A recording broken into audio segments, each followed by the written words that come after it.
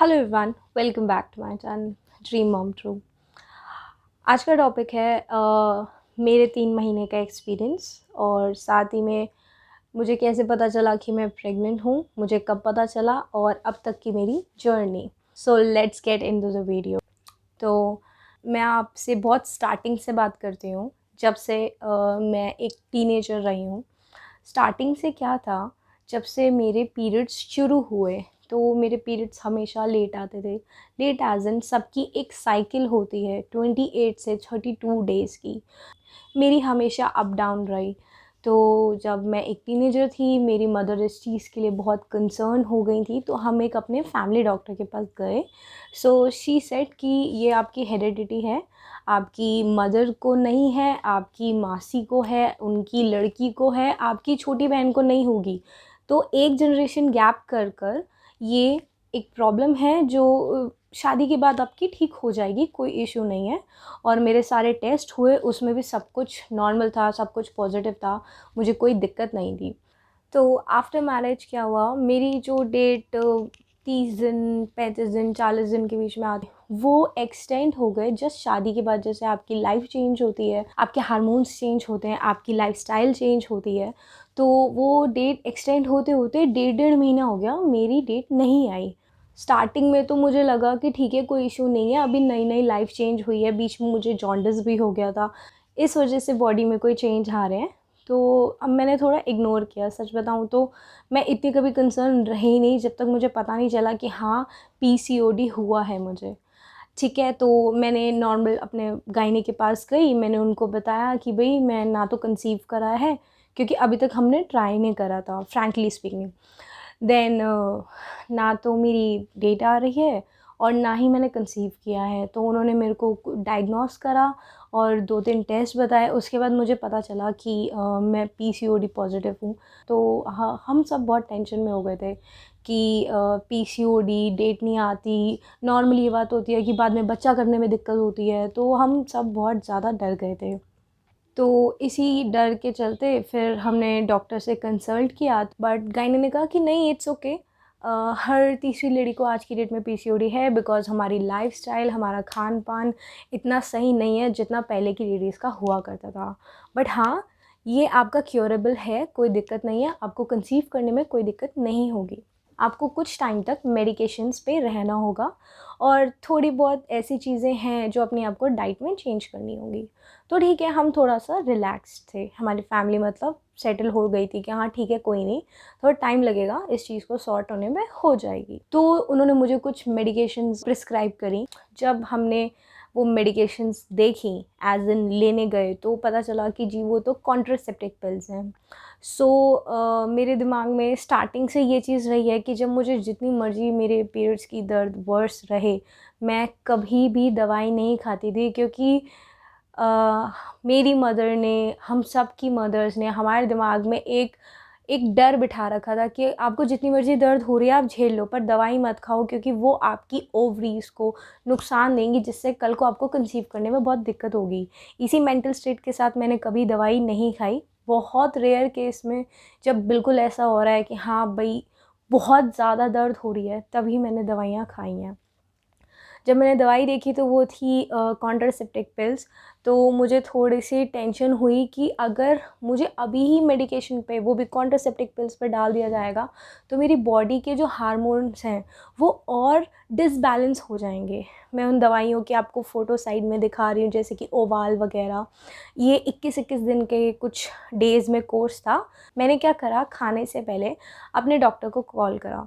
मैंने उनको ये बात बोली कि मैम, ये तो कॉन्ट्रासेप्टिव पिल्स हैं, तो अगर मान लीजिए मुझे अभी कंसीव करना है या 2-3 महीने बाद कंसीव करना है, आप तो मुझे एक साइकिल बता रही हैं कि आपको इस टाइम में इतना टाइम लगेगा, इस पूरे प्रोसीजर में इतना टाइम लगेगा। अगर मुझे मीनवाइल कंसीव करना है, तो क्या प्रोसीजर रहेगा और क्या चांसेस हैं? तो उन्होंने मुझे कहा कि कोई नहीं, जब आपको कंसीव करना हो तो आप ये दवाइयाँ छोड़ देना और चांसेस बढ़ जाएँगे कि आप अपनी नॉर्मल लाइफ में इसे यूज़ करते रहो दवाइयों को। इसे आप तब भी खा सकते हो जब आप बेबी नहीं चाहते हो, और इसे आप छोड़ देना जब आपको लगे कि हाँ, अब आपको कंसीव करना है। तो मेरे को ये स्टेटमेंट है ना बहुत ज़्यादा वियर्ड लगी, क्योंकि being an Ayurvedic student, being a naturopathic student, मुझे एलोपैथी दवाइयों पे कभी भरोसा नहीं होता था। साथ ही उन्होंने ये बात बोली कि हाँ ठीक है, ये तुम ज़िंदगी भर खा सकते हो। उस पर्टिकुलर स्टेटमेंट ने मुझे हिला दिया था और मैंने उसी टाइम बिल्कुल ये चीज़ डिसीजन ले ली थी इस चीज़ की कि मैं एलोपैथी परस्यू नहीं करूँगी। तो हम लोगों ने कोई भी ऐसी दवाई नहीं खाई जो कि कॉन्ट्रासेप्टिव थी या उनकी डायग्नोस करी हुई थी। फिर मैंने बहुत नेट पे रिसर्च करी, मैंने अपनी नेचुरोपैथी की बुक्स पढ़ी, अपने सीनियर से बात करी, जो लोग इस चीज़ों को आयुर्वेदिक तरीके से ट्रीट करते हैं। तो उन्होंने मुझे बताया ये एक लाइफ़स्टाइल डिसऑर्डर है। नेट पे रिसर्च करने के बाद मुझे पता चला, अगर आप अपनी लाइफ़स्टाइल ठीक कर सकते हो, तो ये डिसऑर्डर आपका रिवर्स हो जाएगा। जैसे टाइम पे सोना, अच्छा खाना खाना, जंक फूड से दूर रहना, ये सब चीज़ें। धीरे धीरे हम लोगों ने ये सब करना शुरू किया और मैं सच बताऊँ, मैं बहुत लीनिएंट रही हूँ इस मामले में। आज की भी डेट में, जिसे मैं अब सुधार रही हूँ कंसीव करने के बाद, आदत ऐसी रही है कि रात को 2-2 बजे तक सोने की। ठीक है, कंसीव करने से पहले तक हमें 2 बजे तक तो कोई गौरव अपना काम कर रहे हैं, मैं अपना काम कर रही हूँ। हम लोगों को होश नहीं रहता था कि हमें सोना है एंड कल जल्दी उठना है। सीरियसली, अब इस लाइफ़स्टाइल पे हमने काम करना शुरू किया है क्योंकि अब मेरी बॉडी को, मेरे बेबी को मेरी ज़रूरत है। अब डॉक्टर ने बताया, हमने इन चीज़ों को थोड़ा-सा फ़ॉलो करा, हमारी लाइफ़ नॉर्मल हो गई। मेरी डेट जैसी ही आ रही थी वैसी ही चलती गई। हमारी शादी को साल हो गया। देन हमने सोचा कि अब हम कंसीव करने के लिए 1 साल ऑलरेडी हमें हो गया, तो हमने सोचा कि अब हमें बेबी प्लान कर लेना चाहिए। तो हमने I guess November last year की बात है जब हमने इस चीज़ का डिसीज़न लिया था। एंड नवंबर के बाद लाइफ अपनी शॉर्ट चलती रही, 2020 आया, इतना सब कुछ हुआ। अभी ये जो लॉकडाउन का टाइम रहा है, ये मई में मेरे को पता चला कि दैट आई एम प्रेग्नेंट। मेरी जो लास्ट पीरियड थे वो मेरे आए थे 21 मार्च को। सो उसके बाद मेरा सब कुछ नॉर्मल था, सारी अपनी लाइफ नॉर्मल चल रही थी। तो मेरे को 1 महीना हो गया, मेरी डेट नहीं आई। सो हमने सोचा कि मैं प्रेग्नेंट हूँ, मैंने कंसीव कर लिया है। हमने टेस्ट करा, वो नेगेटिव था, ठीक है, वी वर ओके कि कोई बात नहीं, हो जाएगा। मैंने अप्रैल में टेस्ट किया तो नेगेटिव आया, सो वी वर ओके कि कोई नहीं, अभी टाइम लगेगा, हम 6-7 महीने नेचुरली कोशिश करेंगे, then we will consult a doctor. So मैंने उसके बाद हमने ट्राई किया, देन फिर 1 महीना हो गया, 1.5 महीना हो गया, मेरे पीरियड्स नहीं आए। कोई बात नहीं, ये धीरे-धीरे थोड़ी टेंशन बढ़ती गई जैसे ही टाइम बढ़ता गया। देन उसके बाद एक स्टेज आ गई कि 2 महीने हो गए मेरी डेट नहीं आई, 2 महीने से ऊपर हो गए मेरी डेट नहीं आई और मेरे ना पेट में दर्द होने लग गई थी। मेरी बॉडी में प्रेगनेंसी के कोई सिम्पटम्स तो मैं नहीं कहूँगी कि मुझे दिखे, स्पेशली मुझे दिखे, क्योंकि मुझे तो ये था कि मेरी डेट नहीं आ रही इसलिए मेरे पेट में दर्द हो रही है। जब भी मेरे पीरियड्स आने होते थे उससे पहले पेट में दर्द होना, ये सब मेरे लिए एक नॉर्मल बात थी। हर लड़की के लिए एक बहुत ही नॉर्मल बात होती है कि पेट में दर्द होता है हल्का-हल्का। देन 2 महीने हो गए, मेरे इन-लॉज़, मेरे पेरेंट्स सब परेशान होने लग गए कि मैं बीच में टेस्ट भी कर रही थी, वो टेस्ट नेगेटिव आए जा रहे थे। तो सब परेशान होने लग गए कि ना तो पीरियड्स आ रहे हैं, ना ही कंसीव होने का पता चल रहा है। कोई बात नहीं, हमने करते 2 and a half months wait करा।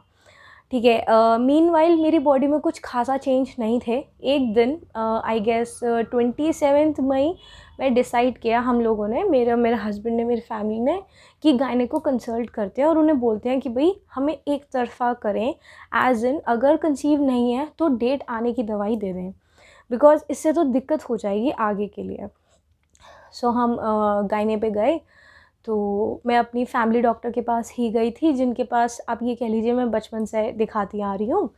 तो मैं उनके पास गई, मैंने उनसे बोला, मैम भई मेरी डेट नहीं आई है और आप प्लीज़ मेरे को प्रिस्क्राइब कर दीजिए दवाई, और मैं 2.5 महीने से ऊपर हो गया है, मेरे पीरियड्स नहीं आए हैं और अब मेरे पेट में दर्द होने लग गया है।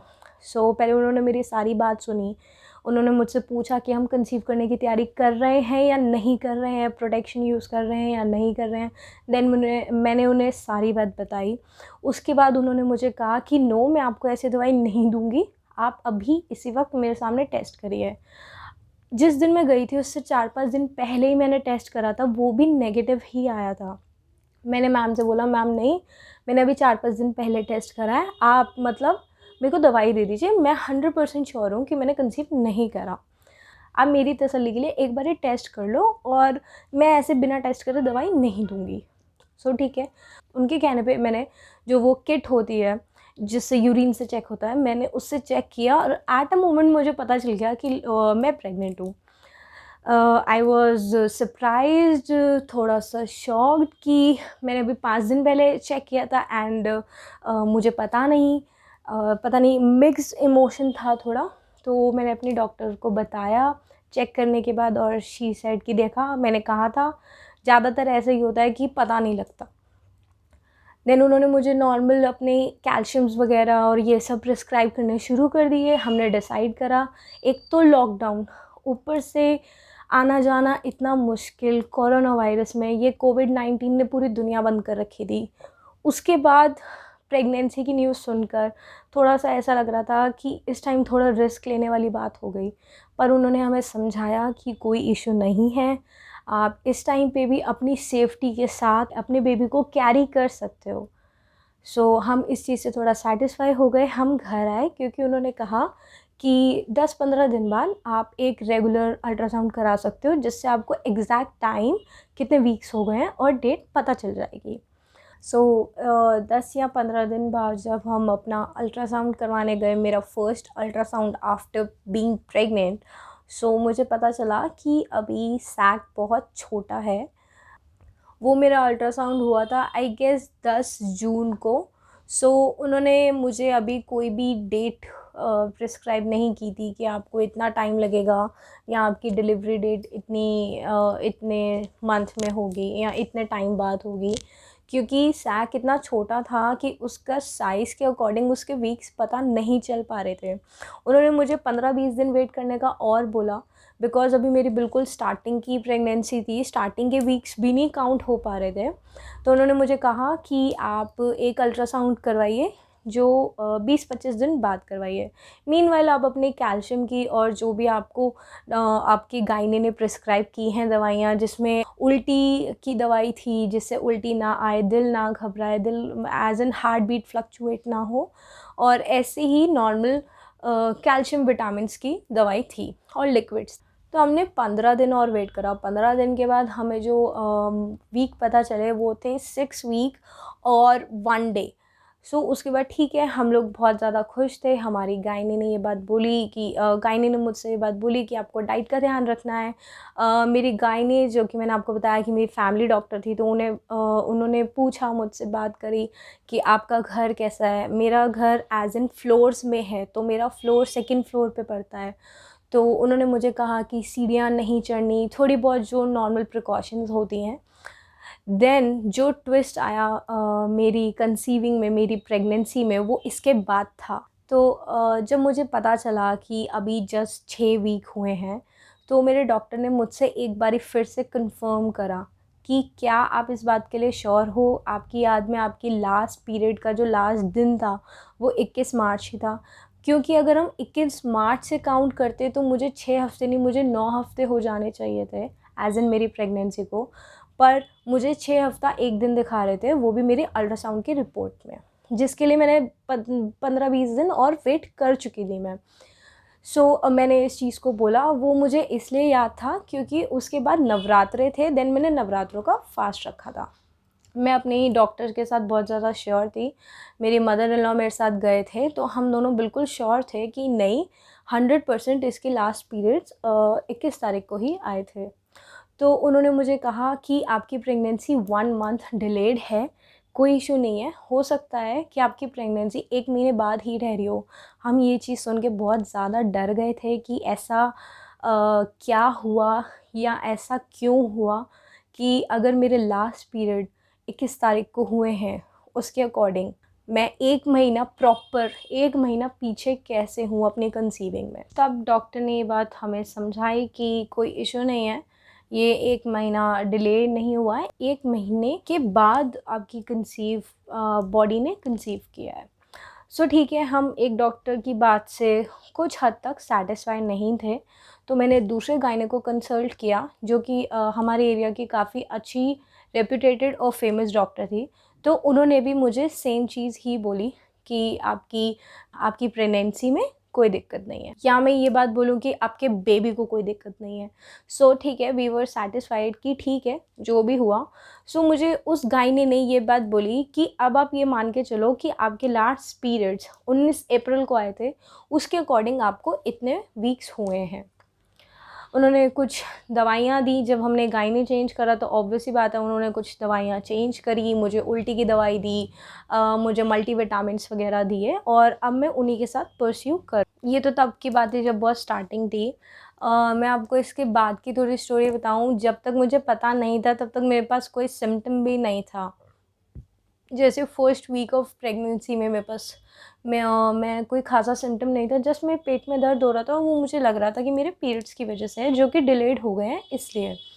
जिस दिन से मेरी मेडिकेशंस शुरू हुई उस दिन से आप कह लीजिए स्टार्टिंग से अब तक उल्टी, जी मचलाना, थोड़ी बीपी लो रहना, मेरा बीपी बहुत लो रहने लग गया। अब जैसे कि मुझे 3 महीने से ऊपर हो गए हैं, तो मेरा बीपी बहुत बहुत जल्दी ऐसा हो जाता है कि बस मेरे को एकदम से कुछ खाने को चाहिए होता है, एकदम से क्रेविंग हो जाती है।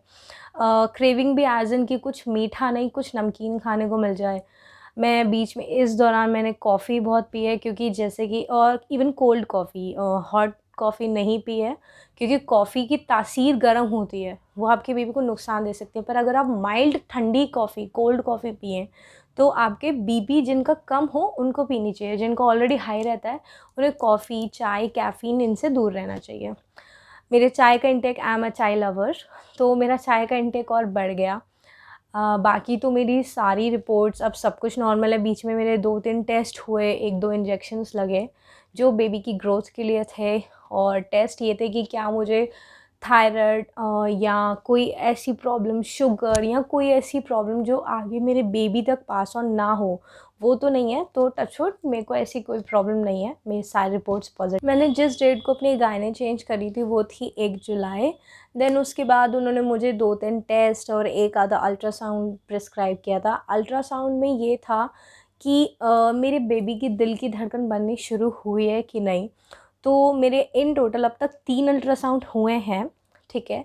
मेरा लेवल 1 का अल्ट्रासाउंड हो चुका है, जो मैंने जस्ट अभी रिसेंटली कराया कुछ दिन पहले, यानी अपनी 2.5 मंथ की प्रेगनेंसी के बाद। मैं आपको साथ में फ़ोटोज़ दिखा रही हूँ। जो मेरा सबसे पहला अल्ट्रासाउंड हुआ था, जिसमें मैंने आपको बताया था कि मेरा सैक शो ही नहीं हो रहा था, वो तो डॉक्टर्स ने इनवैलिड कर दिया, बिकॉज़ कि उसमें कोई डेट नहीं आ रही थी। तो इसलिए उन्होंने कहा कि अब आपका ये वाला पहला अल्ट्रासाउंड है, और ये आपका लेवल 1 का अल्ट्रासाउंड है। तो अब तक मेरा लेवल 1 का अल्ट्रासाउंड हो चुका है, और जैसे कि आप देख सकते हैं कि मेरे बेबी की दिल की धड़कन है। एंड मैं इस टाइम अब 3 महीने एंड उससे 2-4 दिन ऊपर हो चुके हैं। जब मैं ये वीडियो डालूँगी शायद और हो जाएँगे। तो बाकी मेरा एक्सपीरियंस बस यही है कि थोड़ा बहुत body pain, stomach pain, lower belly pain, ये सब तो चलता रहता है। उल्टी वगैरह तो आती रहती है। बाकी जो हमारा डर था कि 1 महीना मेरा बेबी डिले हुआ, उसके पीछे रीज़न क्या था, तो टच वुड सारे टेस्ट सब नॉर्मल हैं। एक टेस्ट मेरा हुआ है जिसकी रिपोर्ट्स आनी है, आई होप कि वो भी नॉर्मल हो। वो लेवल 1 अल्ट्रासाउंड होने के जस्ट बाद ही होता है। तो उस टेस्ट का मुझे स्पेसिफ़िक नाम तो नहीं पता, मैं यहाँ लिख दूँगी।